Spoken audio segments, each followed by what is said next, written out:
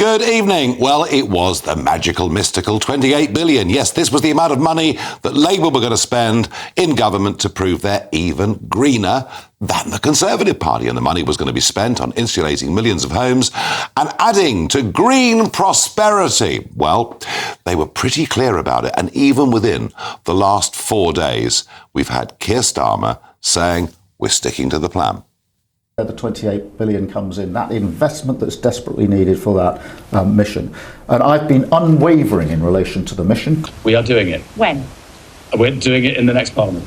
Okay, towards the end of the next Parliament? I can't tell you a precise day of the week and what month it's going to be, but our determination, our plan, our intent is to get it done. Now, of course it won't be on day one, because you can't wave a wand and suddenly create a British energy company. Will it be 28 billion?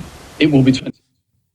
Well, that was Sir Chris Bryant backing up Keir Starmer, both of those clips taken from earlier on this week. And then, here's Sir Keir Starmer, leader of His Majesty's loyal opposition, this morning.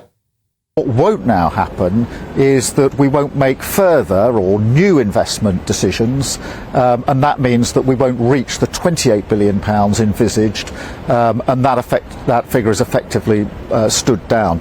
The reason for that is because since we announced the 28 billion, the Tories have done terrible damage to our economy, not just the Liz Truss budget, but also now the government briefing that it's going to max out on the government credit card. Oh dear, oh dear, oh dear. Another point of difference between Labour and Conservative that has totally disappeared. In fact, I'm really struggling quite hard when it comes to economics, when it comes to tax, when it comes to immigration policy. In fact, I'm struggling, apart from putting VAT on private school fees, I'm struggling to find any real point of difference between these two parties. It's as if we've got two big state social democrat parties, but nobody really bold enough. Nobody bold enough to suggest, you know what? We're going to give the country real leadership here. This is the direction we're going to go in. This is why we're doing it, and we encourage you to join us.